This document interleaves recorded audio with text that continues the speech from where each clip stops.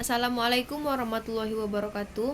Baiklah, di sini kita akan lanjut ke materi keempat, yaitu tipografi dalam desain grafis. Tipografi adalah seni teknik dan ilmu pengaturan huruf dalam desain grafis agar informasi dapat tersampaikan secara efektif, menarik secara visual, dan nyaman untuk dibaca. Dalam dunia desain, tipografi bukan hanya tentang memilih font yang bagus, melainkan tentang memahami struktur huruf, psikologi visual, dan bagaimana teks berintegrasi dengan elemen desain lainnya.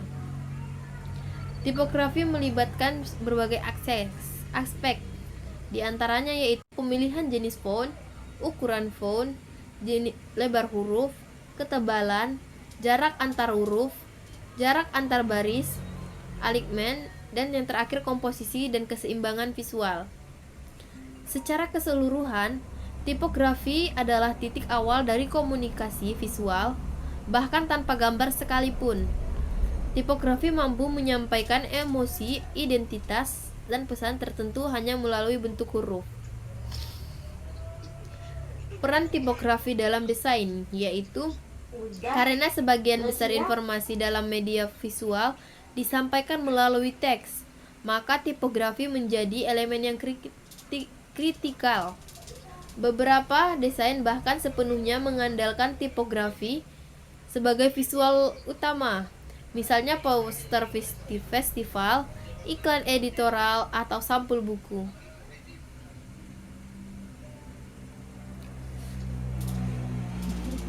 Fungsi utama tipografi yang pertama yaitu sebagai penyampai informasi.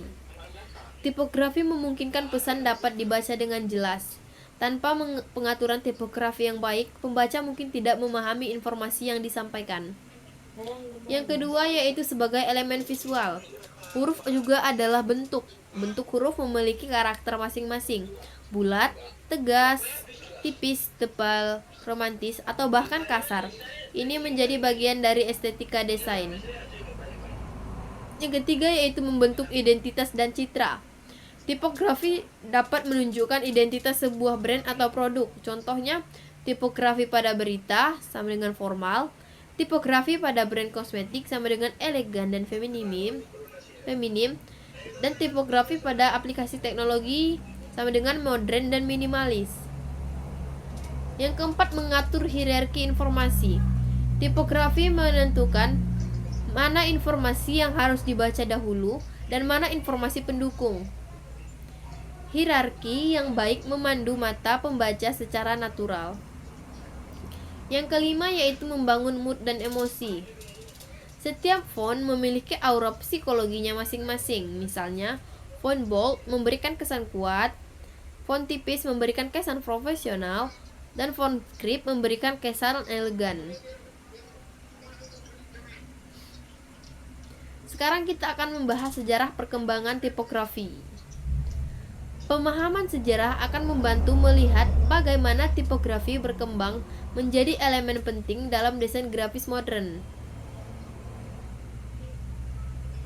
Yang pertama, sebelum era percetakan, teks ditulis manual secara indah oleh juru tulis. Bentuk huruf pada periode ini banyak terinspirasi dari kaligrafi. Yang kedua, Johannes Gutenberg atau revolusi tipografi.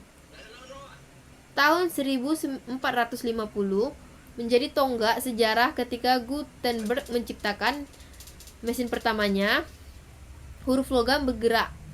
Inilah awal dari standarisasi bentuk huruf. Yang ketiga, era modern dan revolusi industri. Produksi huruf meningkat pesat. Banyak gaya huruf muncul, termasuk serif modern dan sans serif. Yang keempat, era tipografi digital. Komputer memungkinkan pembuatan ribuan jenis font baru. Aplikasi seperti Adobe, Illustrator, Photoshop, dan Font Generator membuat tipografi semakin luas. Yang kelima, era tipografi UI atau UX. Di era modern, tipografi juga beradaptasi dengan layar digital. Yaitu ada 4, yaitu anti-aliasing, responsive type, variable font, dan website font. Nah, Sekarang kita akan membahas jenis-jenis font secara mendalam. Yang pertama yaitu ada serif font. Serif adalah huruf yang memiliki kaki kecil di ujungnya. Kesannya sangat klasik, profesional, dapat dipercaya, dan elegan. Jenis serif ada 4, yaitu yang pertama old style, yaitu garis lembut, legibility tinggi. Yang kedua transitional, lebih kontras, lebih tegas. Yang ketiga modern serif, kontras ekstrem antara garis tipis dan tebal. Yang terakhir ada slab serif, tebal, kokoh, dan tegas. Serif sangat cocok untuk teks panjang seperti buku karena nyaman di mata. Yang kedua ada sans serif font, huruf tanpa kaki. Kesannya yaitu modern, minimalis, teknologi, dan bersih. Jenis sans serif sangat cocok digunakan saat kita membuat website, aplikasi, desain modern, dan branding startup. Yang ketiga ada script font, yaitu menyerupai tulisan tangan. Kesannya seperti feminim, elegan, romantis, dan personal. Namun script tidak cocok untuk teks panjang, biasanya digunakan pada logo, undangan, atau heading. Yang keempat ada dekoratif atau display font. Font unik yang mencuri perhatian, karakternya kreatif, ekspresif, dan penuh gaya. Dipakai untuk judul poster atau event khusus. Yang kelima ada monospace. Setiap huruf memiliki lebar yang sama, dipakai untuk programmer, terminal, tampilan mesin ketik, dan desain retro. Prinsip penyusunan tipografi. Untuk membuat tipografi yang efektif, beberapa prinsip harus diperhatikan. Yang pertama readability, seberapa nyaman teks dibaca secara keseluruhan. Yang kedua legibility, yaitu seberapa jelas setiap huruf dapat dibedakan. Yang ketiga spacing, yaitu kerning jarak antar huruf tertentu, tracking jarak keseluruhan antar huruf, dan leading jarak antar baris. Spacing tidak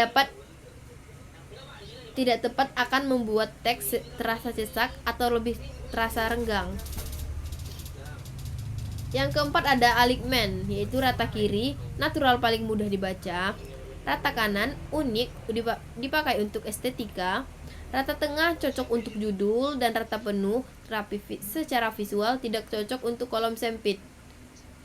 Yang kelima ada kontras. Gunakan perbedaan ukuran, ketebalan, atau warna untuk menciptakan hierarki yang jelas. Yang keenam ada konsistensi, yaitu batas penggunaan font maksimal 2 atau 3 font dalam satu desain. Yang ketujuh ada white space, yaitu area kosong membuat teks lebih bernafas dan mudah dibaca.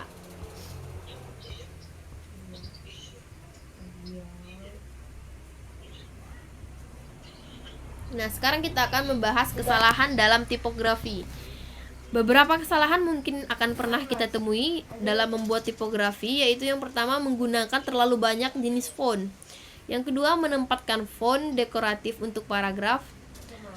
Warna teks tidak kontras. Yang keempat ukuran font terlalu kecil dan atau terlalu besar. Alignment tidak konsisten. Spacing buruk atau tidak memperhatikan hierarki. Nah, studi kasus penerapan tipografi yaitu yang pertama tipografi poster film. Ciri-cirinya judul menggunakan bold besar, aktor menggunakan sans serif tipis, tagline menggunakan italic, informasi waktu diletakkan di bawah. Yang kedua branding logo. Tipografi bisa menentukan identitas brand. Serif sama dengan prestige, sans serif sama dengan modern, script sama dengan elegan. Yang ketiga website dan aplikasi. Tipografi digital fokus pada kenyamanan membaca. Font sans serif, ukuran minimal 4-16 px, line height 1,5-2, kontras tinggi antara teks dan background. Baiklah, sampai sini saja materi pada pertemuan ini. Pertemuan selanjutnya kita akan membahas tentang teori warna dalam desain grafis. Baiklah, kalau saya ada salah saya mohon maaf. Assalamualaikum warahmatullahi wabarakatuh.